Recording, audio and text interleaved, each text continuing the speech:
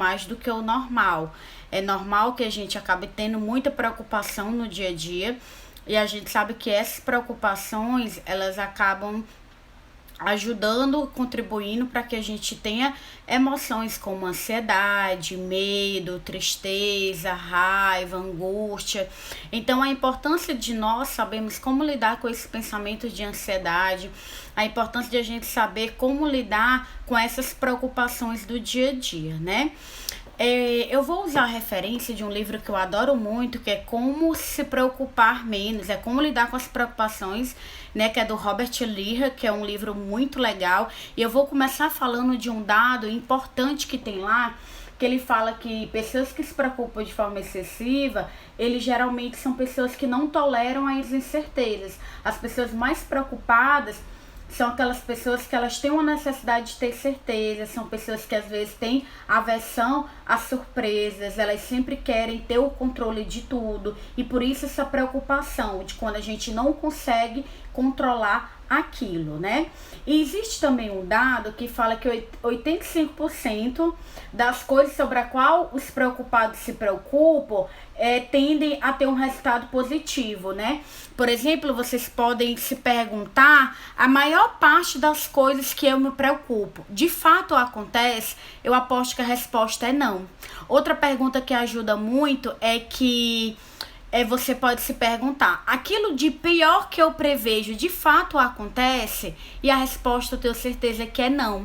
Então, quantas vezes a gente fica preocupado com algo que vai acontecer, e quando a gente se preocupa, a gente espera o pior. As pessoas que têm preocupação excessiva, geralmente, elas sempre olham para o lado negativo. Elas sempre têm os pensamentos mais catastróficos. A sensação de não dar conta, de que não vai dar certo, que aquilo que eu planejei vai ser uma catástrofe. E quando, de fato, a maior parte das coisas acabam acontecendo de uma forma positiva. Então, é como se fosse uma sensação assim. Eu acabo sempre relacionada ao futuro, adivinhando as coisas de uma forma muito negativa, adivinhando as coisas de uma forma muito catastrófica.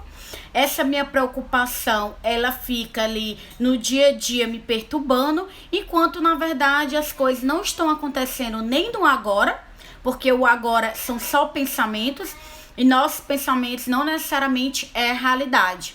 E tanto como no futuro também aquelas preocupações, elas não acontecem de fato. E é justamente aí que a terapia cognitiva entra, porque a gente trabalha com os pacientes para que eles consigam ter pensamentos mais focados no agora e pensamentos funcionais, pensamentos mais realistas, porque quanto mais pensamentos de preocupação eu tenho, mais eu vou ficar ansiosa, mais isso vai fazer mal para minha saúde mental. É como se eu também tivesse o tempo todo tenso, esperando o pior, né? Então, por isso a importância de a gente ter cuidado com esses pensamentos, né? E é importante, por exemplo, você listar suas preocupações. Coloca no papel e que tu tem te preocupado, e coloca do lado assim, o que eu posso fazer diante dessa preocupação? Se você tiver algo que possa controlar, que possa mudar aquilo que está te preocupando, isso seria uma preocupação útil. E aí, em vez de ficar remoendo e ficar reclamando, eu vou para a ação. É isso que eu preciso fazer para, de repente, lidar com esse problema e essa preocupação que eu estou tendo. Isso é uma preocupação produtiva, é uma preocupação útil na qual eu posso fazer algo. É uma preocupação que ela é concreta e que ela exige aí uma mudança que eu possa fazer. Existem as preocupações patológicas e as preocupações inúteis, que é aquilo que eu estou preocupado e que nada eu posso mudar. A preocupação sobre o número de contaminados do coronavírus. Se eu começar a me preocupar de forma excessiva com isso, que forma eu posso fazer para mudar essa situação? Eu acredito que nada, né? Então isso seria uma preocupação inútil. Isso não quer dizer simplesmente que você não esteja nem aí para o número de mortes, mas eu colocar aquilo como foco, como preocupação, vai acabar me adoecendo, né? Então, eu saber o que é preocupação útil, que é aquela que eu posso agir, é aquela que eu posso fazer algo, é o ideal. E eu saber o que é preocupação inútil, que é o que eu não posso mudar, que é o que eu não posso fazer nada para mudar aquela preocupação. E eu abandonar aquilo, e eu também aceitar que é um problema que eu não consiga mudar. E aceitar não quer dizer que eu goste. Aceitar é simplesmente aceitar a situação tal como ela é, já que eu não consigo mudar. E eu focar em outras coisas que eu consiga mudar. Então, preocupações muito abstratas, muito distantes, que a gente não consegue controlar, são preocupações que a gente de repente tem e que é inútil. Vou dar o exemplo de uma preocupação inútil e patológica, que é essa que a gente não consegue mudar. Eu me preocupar muito se o avião vai cair ou não. Não está sobre meu controle o acidente do avião. Quem comanda é o piloto, nada eu posso fazer para mudar essa realidade. Então, se eu foco a minha energia nisso, se eu foco meus pensamentos, se vai cair, não vai cair, o que é que eu posso fazer, nada posso mudar. É aceitar que existe o risco, para que não descarregue, né? Então, faça aí. Preocupação é útil e que preocupação é inútil.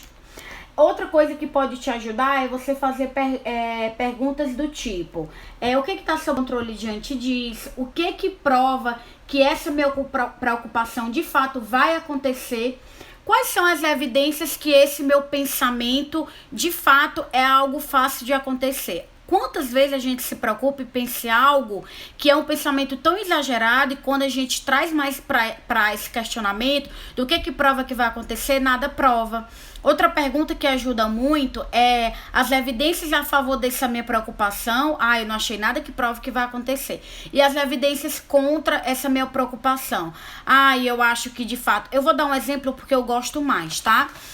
De relacionamento, que eu sei que vocês gostam muito. Eu tô preocupada se meu namorado não gosta mais de mim, se meu namorado, tá mais frio e que ele não me quer mais. O que prova que isso está acontecendo? Por enquanto, nada. O que é evidência que prova que isso pode ser uma preocupação e não um pensamento real, um pensamento que está acontecendo de fato? Bom, ele tem me dado atenção, a gente está próximo, a gente tem conversado. Então, trazer evidências que vá contra aquela minha preocupação. Outra pergunta que ajuda muito é: como eu vou me sentir após um mês diante dessa preocupação? Será que de fato ela tem acontecido ou não? Outra pergunta que ajuda muito é o que eu diria para um amigo nessa situação. Porque facilmente a gente sempre tem um conselho para dar, uma resposta para falar para o amigo. E quando a gente faz essa pergunta, o que eu falaria para um amigo, a gente encontra uma resposta, e uma resposta mais assertiva, né? E ainda diante das preocupações, as pessoas preocupadas excessivas, elas têm dificuldade em lidar com as emoções. Elas acabam negando as emoções e isso faz com que elas não saibam lidar com as emoções, por exemplo, ansiedade, medo, e isso acaba acontecendo a desregulação emocional. Então, esses preocupados excessivos, eles têm dificuldade de lidar com as emoções, por isso que eles pensam de forma excessiva para não entrar em contato com essas emoções, né? Então, lembrando ainda das perguntas, outra pergunta que ajuda é: qual o pior resultado dessa situação que eu tô pensando? Às vezes nem é tão trágico quanto você tá se preocupando. E qual seria o resultado mais provável? Quais as evidências a favor? Quais as evidências contra? O que eu falaria para um amigo nessa situação? As minhas previsões futuras geralmente acontecem ou não, e aí você também saber.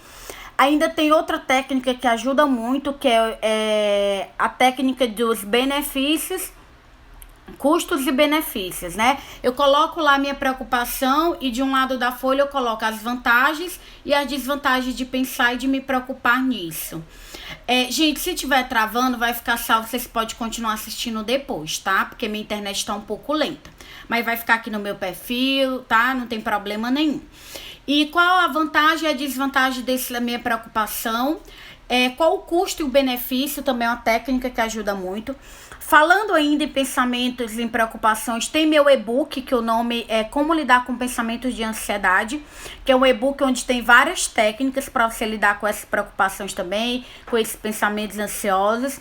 Outra coisa que acontece muito é as pessoas que são muito preocupadas, elas estão o tempo todo acreditando que o fracasso é inaceitável, que o fracasso é uma coisa que está prestes a acontecer, né? E aí isso faz com que essa pessoa fique o tempo todo com medo desse fracasso.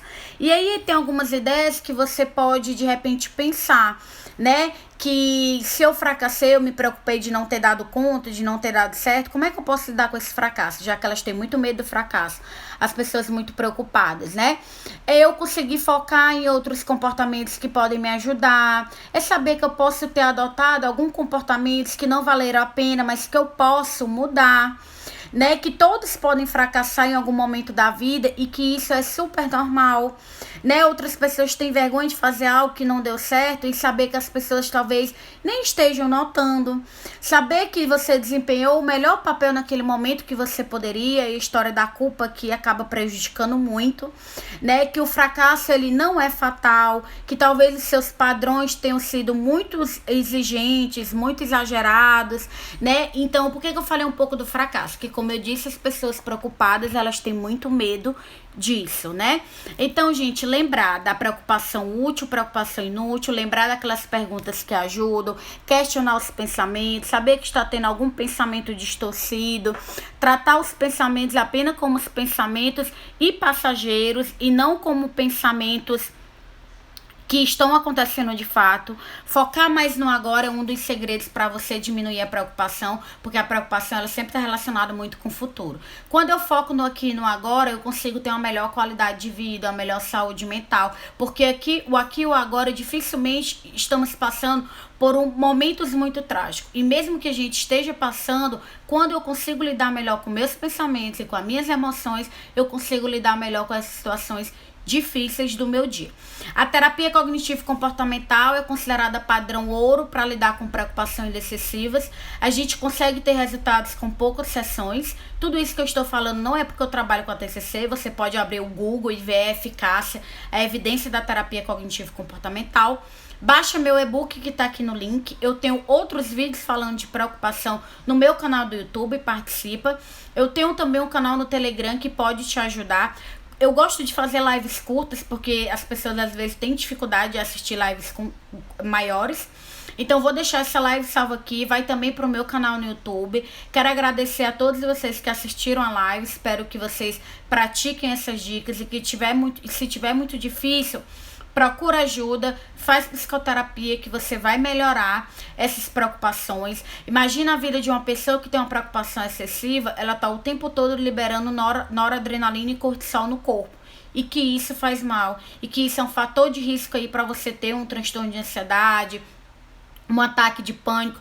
Então, por isso a importância de vocês, né, ter esse questionamento dos pensamentos, essa claridade nos pensamentos, ter pensamentos mais racionais, e a terapia cognitiva te ajuda.